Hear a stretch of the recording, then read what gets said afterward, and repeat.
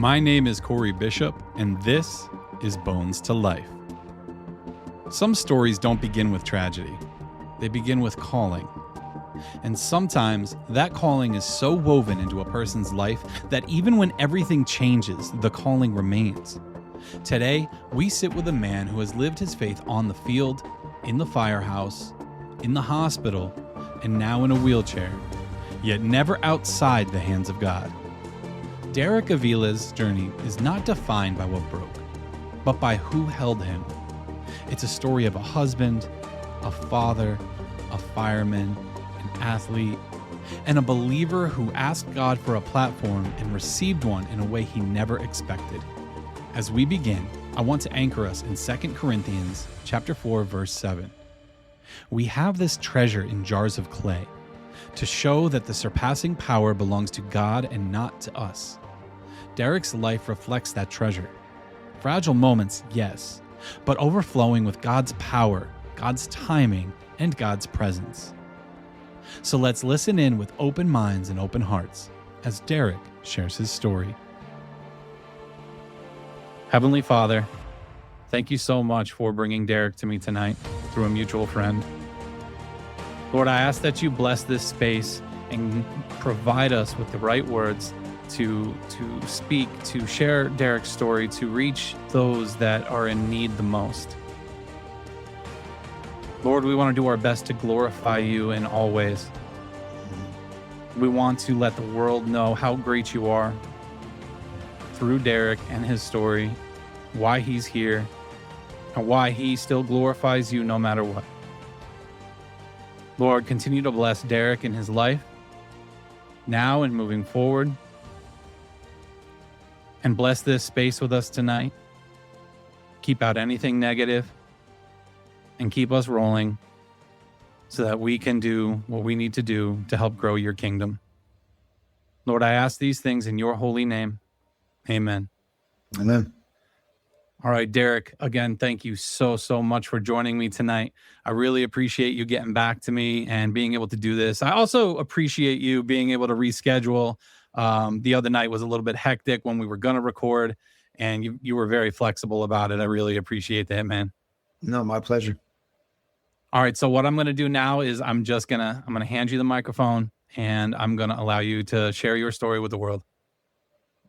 Well, again, I really thank you for this opportunity to be able to share my God story. You know, when I first got injured, I used to call it an accident, but there was no accident about it. It was truly God inspired, and the details and the way it worked out is only God and only Jesus. So we'll get to that. I don't want to jump too far ahead, but like you said, my name is Derek Avilez.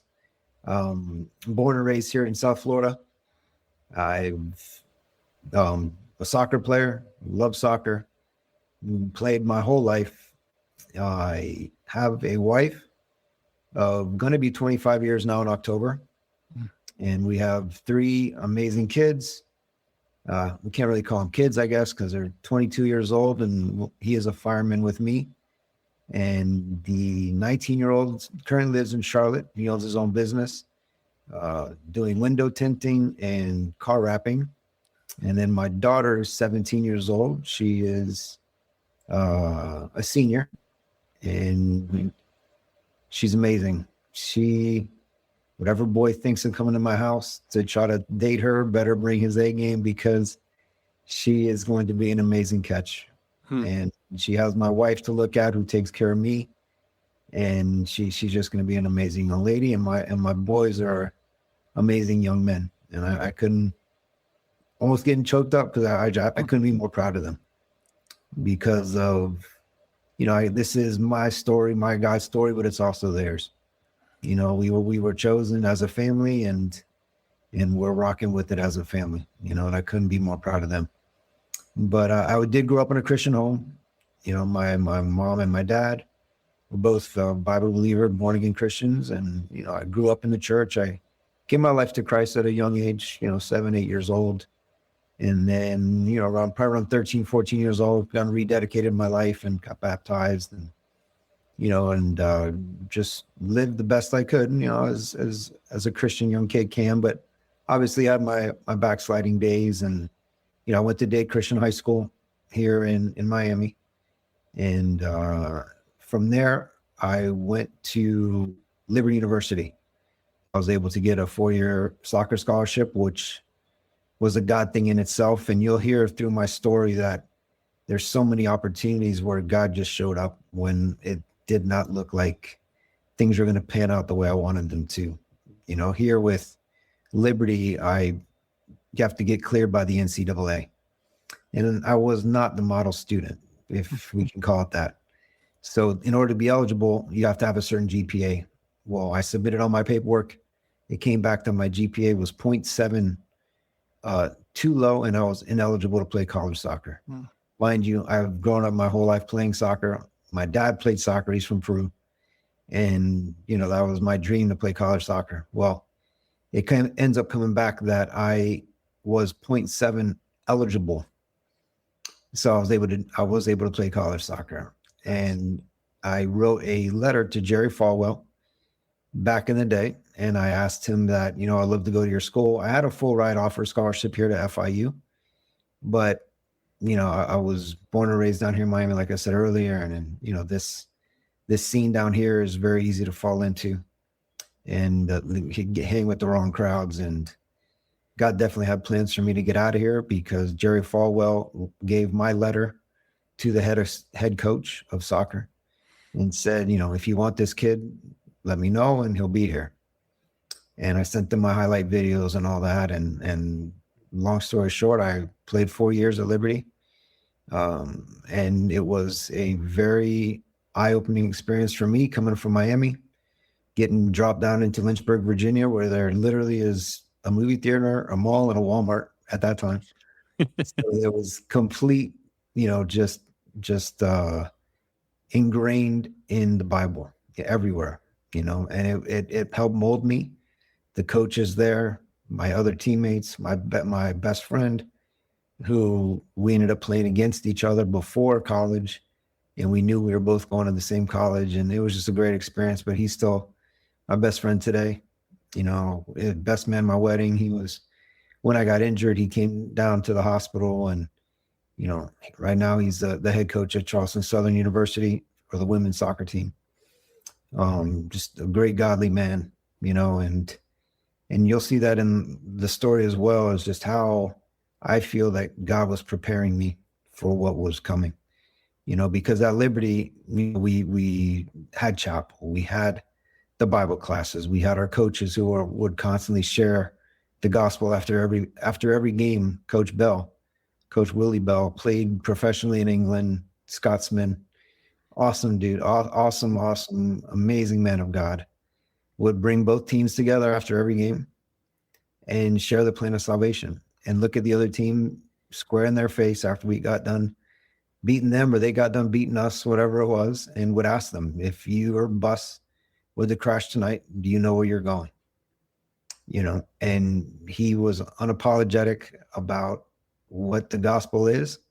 And it was amazing, and it was a lesson for me that, you can bring the gospel anywhere.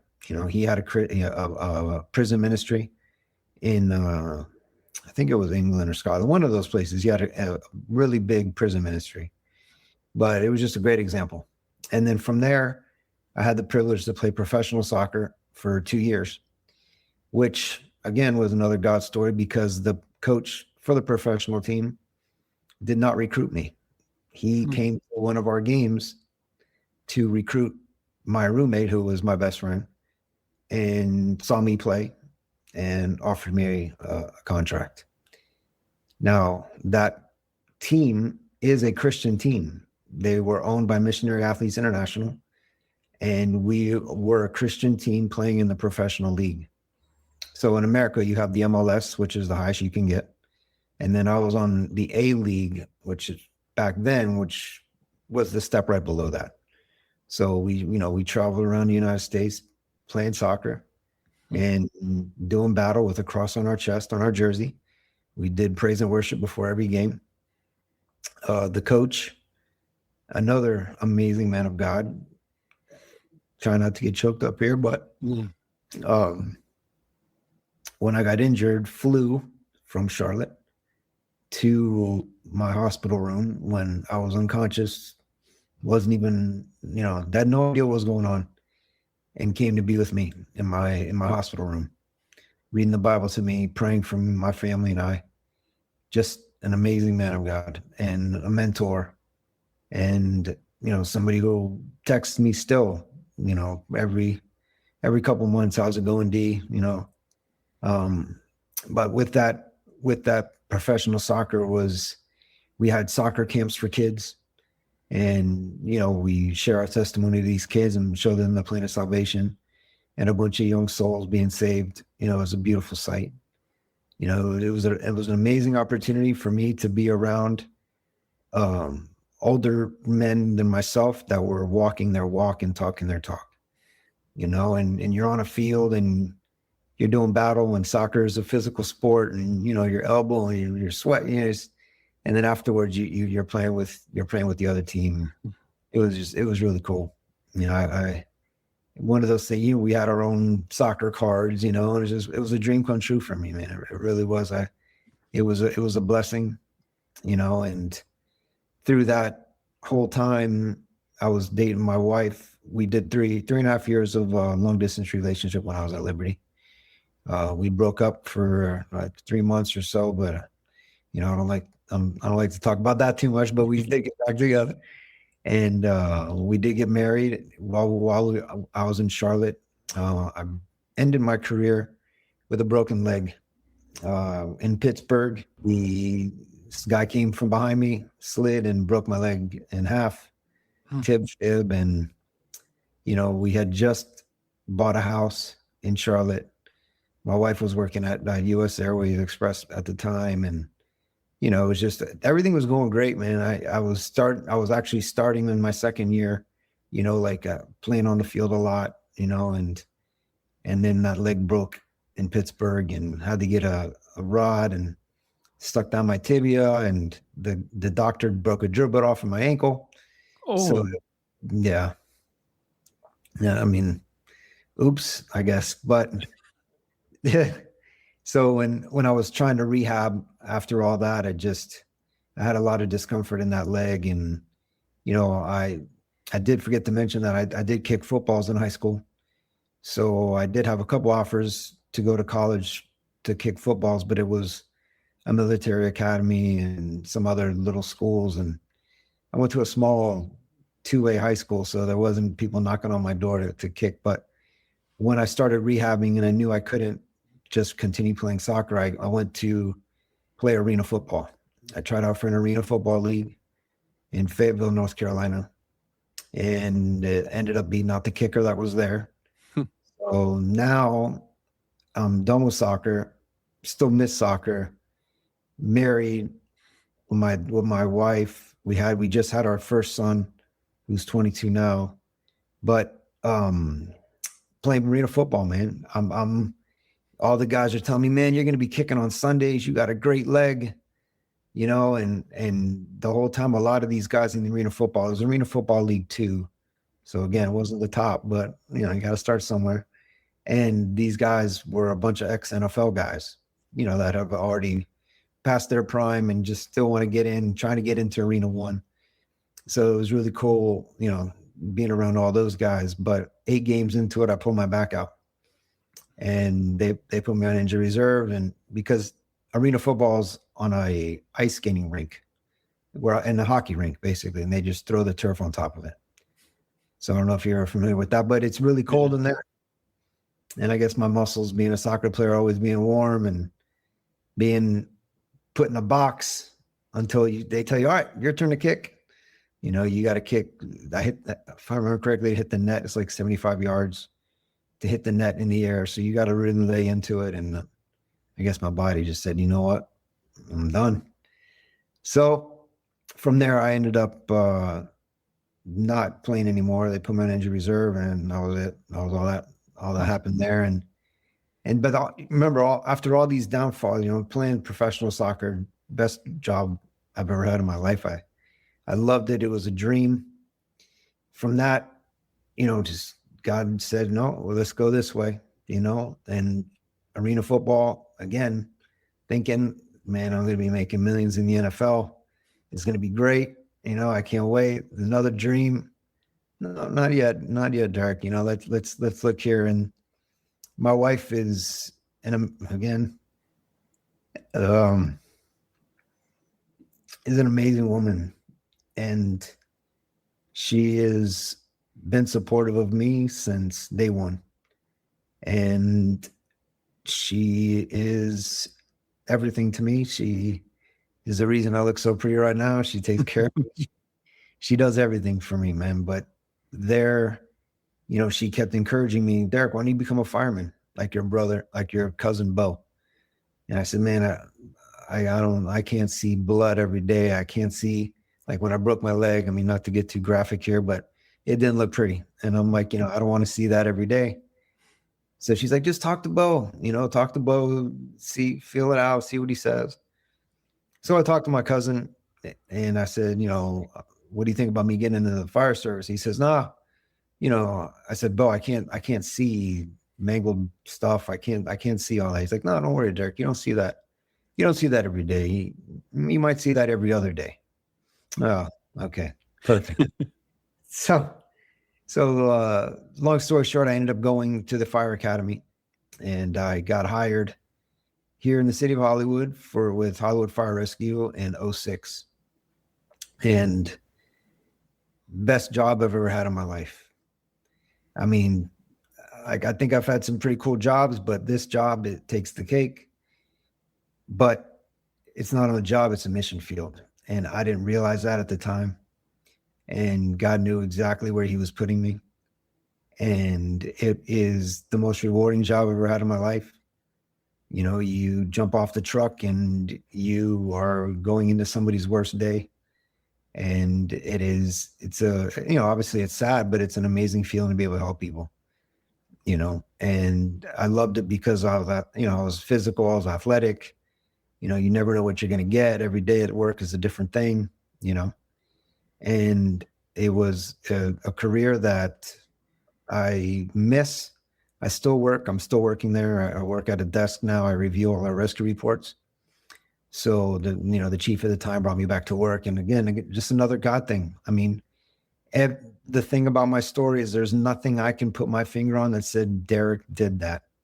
I did that. No, it truly is God. It's Jesus and the way he puts his people where he needs them. And that goes for all of us. We don't have to be a fireman. We don't have to be wherever you go. Jesus has put you there, period. That's the way you have to see life, because that is the reality of the times we live in. I believe Jesus is coming back soon, and that should be an encouragement, and that message needs to be spread. So with all that being said, I wanted to start a Bible study with my brothers and sisters in the fire department, because in the fire service, there's a lot of hurt.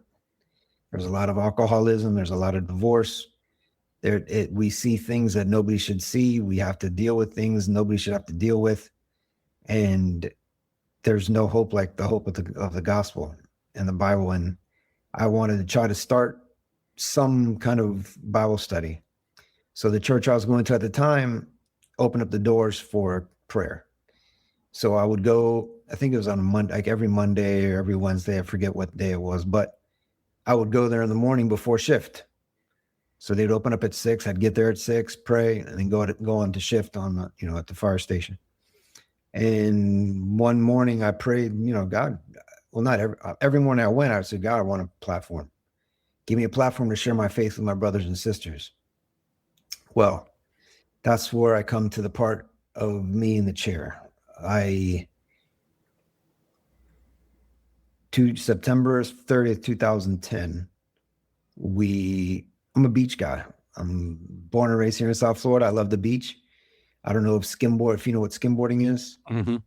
Okay. I've been a skimboarder my whole life because we don't have much surf down here in South Florida. And, so I was pretty good at it. I was fast, and I would just throw the board down and use the wave as a ramp. Well, and I've done that my whole life, jumping over the wave, doing front flips, side flips, grabbing the board. I mean, it was fun. I loved it. My cousin Bo calls it my Peter Pan, like Peter Panning, but well, yeah. So after, knowing all that, my wife loves the beach. My kids love the beach. So I'm like, we're going to go to the beach. So September 30th, 2010, we go to the beach. The water was too cold, so they didn't want to get in. So I'm like, oh, I don't know. Well, I mean, cold for us Floridians, it was probably, maybe in the low 80s, and that's way too cold. Oh my goodness. For the water, the water way too cold. Us Floridians don't like it like that. We like it bath water. But yeah. Anyway, so I went skimboarding, and famous last words, babe, watch this. And I was skimboarding. I jumped the wave. As I jumped the wave, I guess the wave hit my knees, broke my flip, and I came straight down on my head in 3 feet of water. And, right before we went to the beach, I forgot this part, but right before we went to the beach, I put on Facebook that we're going to be going to the beach, and 3 of my coworkers said, we'll be at the Riptide Bar. Come say hello to us. So I dropped off my car at our fire station, which is right there next to the beach, and we walked up to the beach. I said hello to those guys for a couple minutes. Hey guys, what's up? All right, see you later. And then that's when my accident happened, when I jumped the wave and hit my head. I woke up floating face down in the water. So, like I said, I'm a fireman.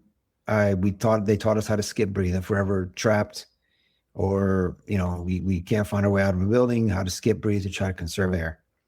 Well, at first, when I was floating face down, I tried screaming. Well, screaming in water, I don't know if you ever tried it, nobody can hear you outside of it.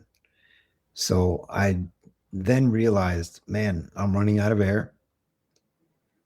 Let me try to skip breathe. And I realized, that's it. I'm done. I can't hold my breath any longer. I remember thinking, God, here I come. Please take care of my wife and kids. And that's the last thing I remember. My wife saw me floating, and she thought I was looking at fish, and she realized, she's like, you know what? Derek can't hold his breath that long. Let me go out to him. She ran out to me. She flipped me over. And when she flipped me over, I kind of she said I was blue. I looked up at her, and she said, Derek, that's not funny. She thought I was joking, because I'm a big joker, big practical joker. That's just me. But that time I wasn't joking. So she screamed for help. And when she screamed for help, who do you think came running? Those 3 guys. Those 3 guys came running. They had no idea it was me. They had no idea it was my wife. They heard help. They heard screaming, and they came running. So when they came running, my wife dragged me out of the water, but she only got me so far. She couldn't get me further up the beach. Those guys grabbed me. They stabilized my neck, which is key, and they drug me up the beach. Well, a little bit of a backstory here. The rescue at that station, we only have 1 engine and 1 rescue at that beach station. The rescue at that station had just went on a call maybe 10 or 15 minutes before I broke my neck for a guy that had a spider bite. We thought he had a spider bite. So the rescue gets to his house. They look at his injuries. They say, sir, you don't need to go to the hospital. That wasn't a venomous spider. If you need us, call us back. The lieutenant that was on that truck was just on that truck for the morning time, or that time I broke my neck, because the other lieutenant had to take a class. The other lieutenant that's usually on that truck takes everybody to the hospital no matter what. If you call 911 and you say, I got to go, he's going to take you. The gentleman that was put on that truck that day had a lot more time on, we'll say, and told this gentleman, sir, if you need us, call us back. We're going back to the station. They get back to the station, 3 to 5 minutes later, my call comes in. Subject not breathing on the beach. So they pulled out of the station, they backed up the driveway, and I was able to be rushed to the hospital. If that rescue wasn't there, there would have been a fire truck there, which would have helped give me CPR, not mouth to mouth, but bag me and maybe sustain me long enough for another rescue to get there. But because that rescue was there, it definitely helped save my life. They rushed me to the closest ER, our trauma center. And there's when they found that I did break C1, I broke C2. So I'm an incomplete quadriplegic, which means that my spinal cord was not severed. When you see people like Christopher Reeves, who basically can't move anything but their head, that is a complete spinal cord injury.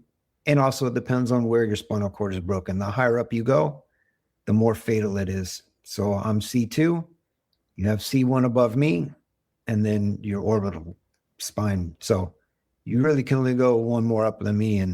And I know you can't see me, but I can move. I can actually walk with assistance with my wife holding me. If she lets go, I'm going to timber and end up right back in the hospital. But I am confined to a wheelchair. When I did leave the hospital, after 6 months in the ICU, it was driving this chair with my chin. And another God story through all of this is the surgeon that fused my neck. I'm fused at C1 and C2. The surgeon was in South Florida for only a 9-month stint and he just graduated some, I guess, specialty class wherever he studied for complex spinal cord fusion. And he was put at Memorial Regional for 9 months, and I ended up there. And he was playing worship music in the OR. Man. So it like I told you, it's not. There's no accident. There's no accident. It was God inspired the whole way, and it's not even done. The way I got into Jackson Memorial Hospital in Miami, down south, which is, the University of Miami, they're top notch. The Mike Bonaconti Foundation back then they do a lot of spinal cord treatment, a lot of cutting edge technology, they're where you want to go in South Florida if you have a spinal cord injury. Not to talk bad about Memorial, they did a great job with me. So I don't know if anybody from this will hear that, but I had great care everywhere I went. But the way I got into Jackson was, let's rewind 4 years, or no, probably 3 years, to when I was on the truck. I was on a rescue truck with my lieutenant and my partner. We get a call to a house for a gentleman experiencing a UTI. When we get there, the gentleman is a quadriplegic in a wheelchair in the back room of his house. We couldn't get our stretcher to his room, so my partner and I threw him over my shoulder, and we walked out of the house, put him on our stretcher, and took him to the hospital. Nothing out of the ordinary, just, did our thing. Well, that gentleman is Alan Brown, and Alan Brown is very, very involved with the Dana and Christopher Reeve Foundation. Alan Brown ends up finding out that I break my neck. Alan Brown knows one of my captains in Hollywood Fire Rescue. Alan Brown reaches out to that captain and says, I know this young man. He saved me. He took me out of my house. We're going to help him out. So he called down to Jackson to get me a bed in Jackson in the University of Miami. So, and again, that's nothing I can pin on me, and it's all God, and this is not even, it's still going, this is that platform I prayed for. I have, and it's a platform I never in a million years would have thought of. It's a platform that is being used, and it's humbling. praise God, one of my coworkers actually accepted Christ. And it makes it worth it, you know, and I continue to share Jesus as much as I can. You know, it's not the most welcoming environment for the gospel, that's for sure. But they all know where I stand and who I serve, and they know that I'm there to listen. You know, one of the parts that I have skipped was once I was in therapy, coming out, you know, trying to get out of therapy. I was able to get in the pool, and pool therapy is amazing. Pool therapy helped me out tremendously. Pool therapy got me moving again. So with pool therapy, I was able to meet another person that helped me do speeches at high schools before prom, before all the big get-togethers, to just tell these kids about spinal cord awareness. And listen, I wasn't born in this chair. I would go in my dress blue uniform and my fire rescue uniform. So listen, I wasn't born in this chair. This is a 1-second decision. I changed my life for the rest of my life. And, you know, I would answer their questions about, you know, anything and everything that has to do with being paralyzed. And through that, I met Daryl Gwynn. And Daryl Gwynn has a foundation where they give out wheelchairs to kids that are in need. Well, Daryl Gwynn got a donation from Van Kirk Pools. Van Kirk Pools is a huge company here in South Florida that does high-end pools. Well, Daryl Gwynn couldn't find kids to give these pools to, because a lot of the kids that they were dealing with were lower income or didn't own their house, so they didn't have enough land for the pool. And the young lady that set up all those appointments was telling me about this. I'm like, oh man, I would love a pool, just messing around. Well, she calls me a week later and says, Derek, how serious were you about that pool? I'm like, no. That pool is for the kids. Don't even go there, you know? And she's like, no, I talked to Daryl. We literally cannot find anybody else. Would you like a pool? And I said, you got to be kidding me. And she says, no, we're going to get you a pool. And on top of that, it's going to be on the Vanilla Ice Project. And you guys are going to be on, I think it was like season 5, episode 5, something like that. And it's going to be fully wheelchair accessible, and it's going to be free. That is so cool.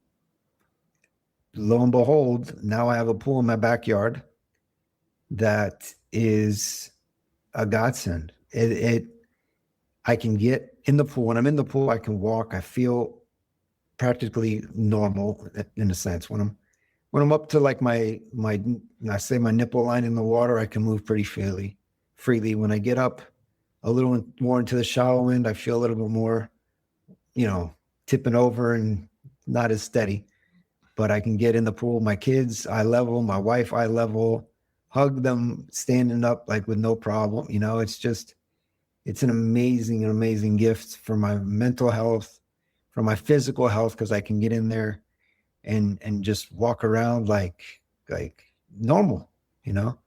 And my wife likes when I get in because she gets to push me in. So I stand up at the edge and she just kind of pushes me in, and I timber in and hold my breath and then just kind of, you know, stand up. But it's an amazing God thing, you know. And I did get to meet Vanilla Ice, really cool guy, down to earth, was squirting water guns on my kids, and it was an amazing experience, you know. And I'm blessed, man. There's no other way to describe it other than blessed, you know. And when my kids were getting older, you know, they would have a lot of questions as well, you know. And it's just I'm so proud of them for the way they take this head on, you know. Yeah, that pool has to be such a blessing, man. Like, just to be able to continue to have those moments with your family where you have those, you get to play, you get to interact, you get to have that, that great feeling because of that. I think that's such a cool thing, man. Yeah. And the funny thing is, when we bought this house, which is a whole nother God thing, that this house we bought was vacant for 6 years. And in this neighborhood, that's kind of unheard of. And we were able to get it at a very discounted price because it was destroyed. The firemen, my brothers and sisters, came and cleared out this whole house, put it all out on the swale, free of charge, and that's one thing too I haven't really spoken too much about, is my brother and sister firemen, which I'd be remiss not to mention them, because God did put them in my life. And these guys and these girls have gone above and beyond for me, man. They've done fundraiser after fundraiser after fundraiser. When I was in the hospital, they took care of my truck that was broken down. I used to run vegetable oil through it. So that was pretty cool. One of my friends that I work with, he helped me convert it to use vegetable oil. So, but they took care of that. I mean, I had a bounce house business before. They ran that for a few months. They have gone above and beyond. And again, like I said, I really feel that God put me in this service because it really is a brotherhood and sisterhood. And with that being said, today, which might be another reason why I'm kind of emotional, we laid one of our chiefs to rest. He fought cancer. And, it's just what is just hurts is that I wasn't sure if he's a believer, and, you kind of look at yourself and like, man, what could I have said something? Could I, and you got to leave it up to God, man. You got to leave it up to Christ and know that, I don't know what his last moments were. I don't know, any of that. So, I just pray for his wife and, and my other brothers and sisters, because a lot of them don't have the hope of the gospel, the hope of eternity either, Yeah. But, one verse that I would like to bring up that I was looking at when I was going through, all these setbacks after setback, broken leg, pulled back, all that is James 1:12. As blessed is the one who perseveres under trial, because having stood the test, that person will receive the crown of life that the Lord has promised to those who love him. And that verse just kind of all right, I'm going to persevere, man. I'm going to get through this, and this is also the part where in my story, I like to tell people that we all have a choice, man. We all have a choice every day we wake up. Am I going to be upset? Am I going to complain about my situation? Because if I'm honest, there's a lot I can complain about, and I think we all can complain about something. If you focus on what's negative in your life, there is always something to complain about, no doubt. But you have to look at the positive. You have to look for the positive. You have to realize that everywhere your feet hit is a opportunity to share the gospel with somebody, or not even share the gospel, just show them love, show them a godly smile. There's so many different ways to reach the lost, and I just think that's why we're here, that we're here to make disciples, Yes. Yep. Man, your faith is just so strong. And I want to talk about that for a minute. I just want to touch on that with a few things. Like, your faith just seems so strong. And you mentioned you struggled a little bit today because you wondered if there was something more you could do or something more you could have said to try to bring him to Christ, but we're called to plant the seed, right? I mean, we can't really do much with it after that. And from the sounds of it, you've been planting the seeds your whole life with everyone around you. Like you already said, everybody in your station, they know who you are and they know what you believe. And it sounds to me like you wear it on your sleeve, which is like one of the most important things that we can do. Mm-hmm. It's not always about preaching to people, right? It's about showing them how to live, showing them your faith. So just, if I could just say that, you seem like you've done a great job of doing that. Like, I don't know if there's Thank you. anything else you could have done. Yeah, thank you. Thank you. I mean, like it really, it pushes me from here on out to be more, what's the word I'm looking for? Be more intentional around the guys, and, another part of my story I forgot to mention too is I did drive. So I did drive a vehicle, which was funny. I never thought I'd be able to drive again, but I did drive. There's a Florida vocational rehab here in Florida. They pay for people with disabilities to go back to work or to find employment. So for me, I was already employed. So they actually paid for a van to get modified for me to drive it.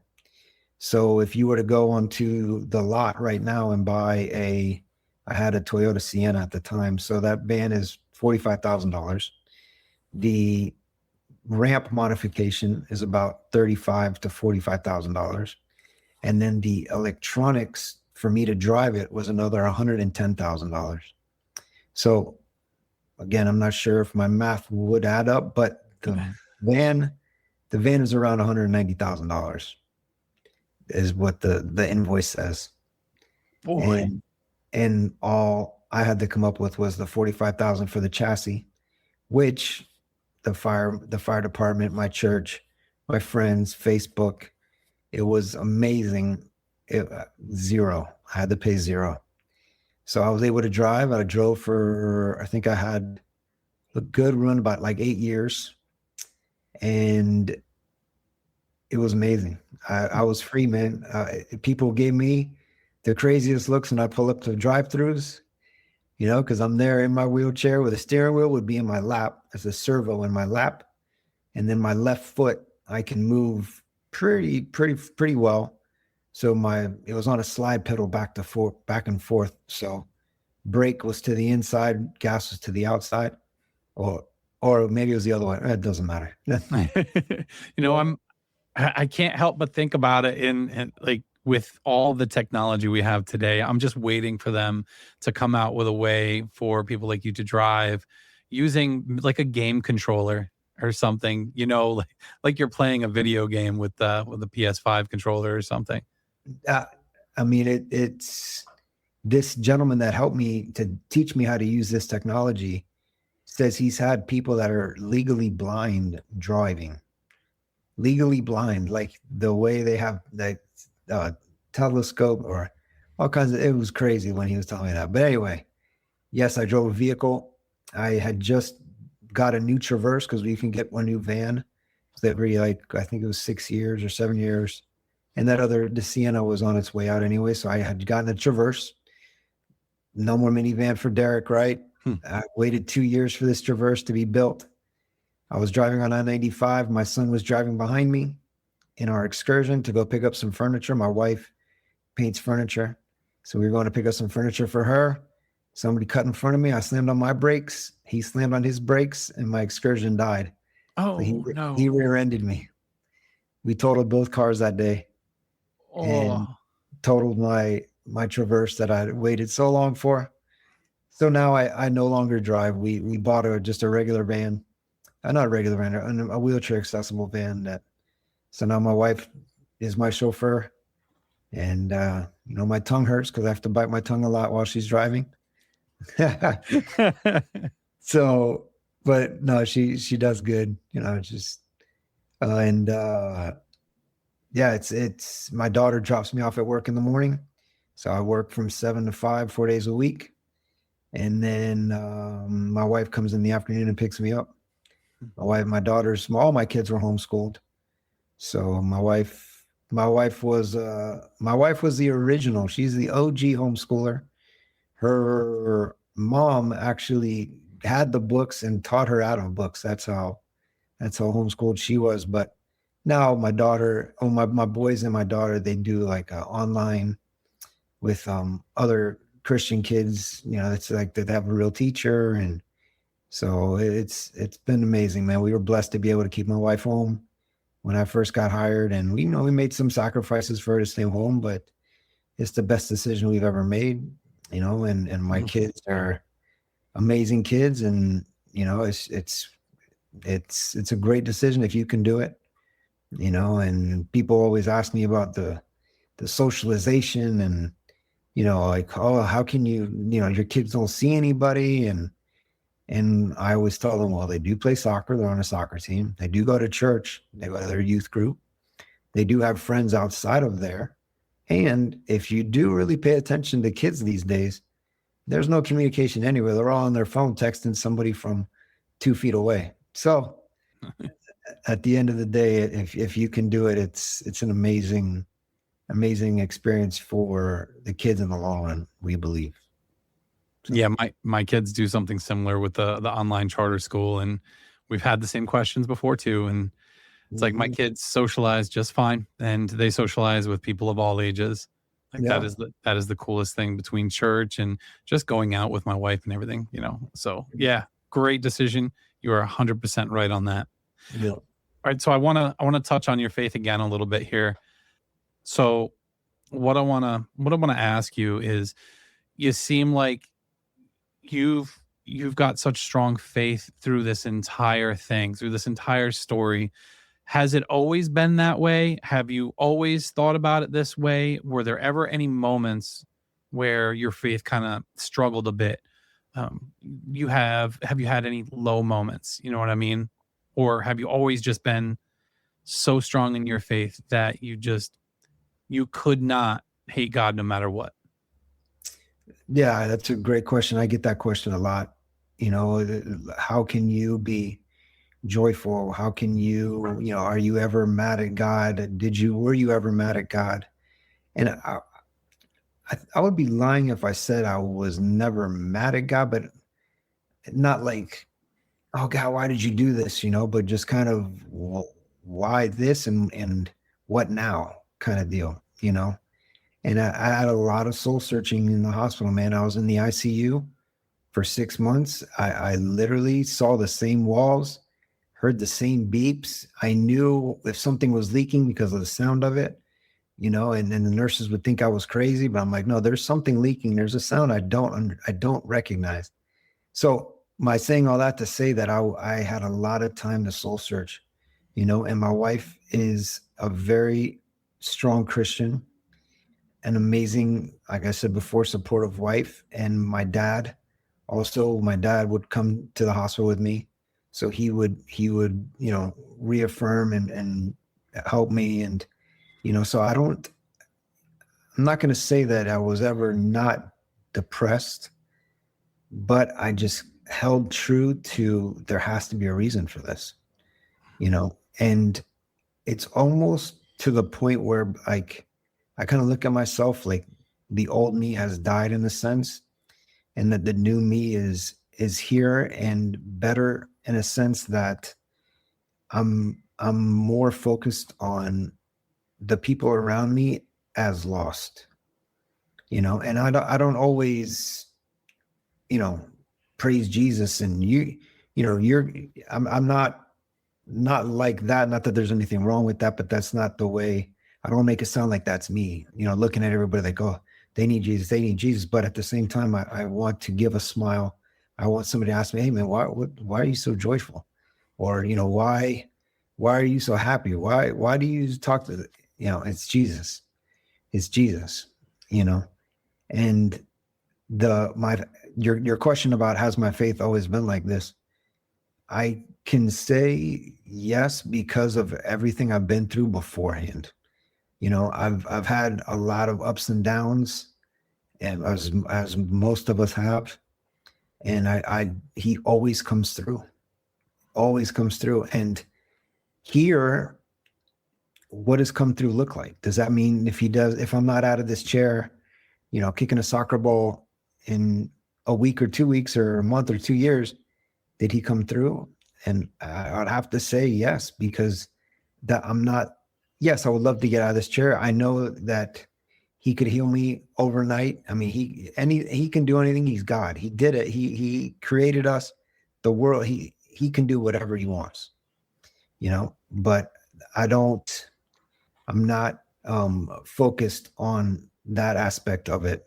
Like, God, why aren't I better yet? It's more of, God, what am I doing today? What do I need to do today? And focusing on the day and not looking back at the past and, oh man, I wish I could do that. I wish I could do that. I can't do that, but that's nowhere to be, no kind of headspace. And on top of that, being a first responder, you see the worst, man. I've seen families torn apart. I've seen little kids, drowned. There are things that just shows you how frail life really is. And is this really worth being upset over? Or is that really upset breaking a relationship for? Is that really that worth not talking to this person? Life is short, man. And we're not promised tomorrow, Yeah. All right, Derek. So we'll round this episode out with this one final question for you. Okay. Okay. If there's a piece of advice that you could pull from your story to help somebody who's struggling with their own faith, what would that be? I would say that you need to look at the big picture. Look at if everybody threw their problems out on the table, more than likely you'd grab yours back, right? And when you're talking about struggling faith, you have to look around. You have to, like this podcast, you have to see how God has lived and helped these people. And he can do the same for you. This is not, you're not going to get all the answers overnight or right then and there. It's a journey. The faith is a journey, and it's a choice to trust. It's called faith for a reason. And if you're struggling, I would also reach out to a brother or sister, and that you can confide in, that you can talk with, because I think wrestling with the hard questions is okay. It's okay to be struggling with your faith. Hey, I don't understand this. I don't know why this is happening. Just talk to somebody. Don't do it in silence, and obviously pray. And I think that's another part of my story that I haven't spoke too much about, but is prayer. My family, my wife, my sister-in-law started prayers for Derek Avilez Facebook page when I first got hurt. And there was over 3,000 people on there praying for me. The news covered my story like you wouldn't believe here locally. I, to this day, roll in the mall, and people will come up to me. Hey, are you that fireman that broke his neck? Have people come to my house to do work. Hey, man, I think I know. No, that's you. You're the fireman that broke. So it's unreal how I believe the power of prayer is why I'm sitting here. And my church at the time would have round the clock prayer meetings. Came to the hospital when I was in the ICU praying for me, the pastor praying for me.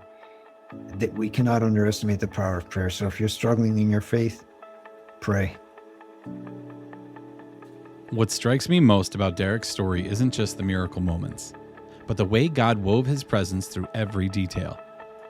From the coworkers who happened to be at the beach, to the rescue truck that just happened to return early, to the surgeon playing worship music in the OR, or to the pool that restored dignity and joy, none of it was accidental. Derek asked God for a platform, and God answered with a testimony that reaches far beyond a fire station. It reaches into homes, into hearts, into the quiet places where people are hurting and searching for hope. Isaiah 41 verse 10 says, "Fear not, for I am with you. I will strengthen you. I will help you. I will uphold you with my righteous right hand." Derek's life is a picture of that upholding, not just for him, but for his family, his co-workers, and everyone who hears his story. So thank you for joining us today. And may Derek's journey remind you that God is present in every chapter, every setback, every miracle, and every breath. If this story moved something in you, please share it with a friend. And remember to follow on Spotify, Apple, and YouTube and leave a rating or review. It truly means a lot to the heartbeat of the show. And if you have your own story to tell, please reach out. bonestolifepodcast@gmail.com. Until next time, let's keep these dry bones rattling.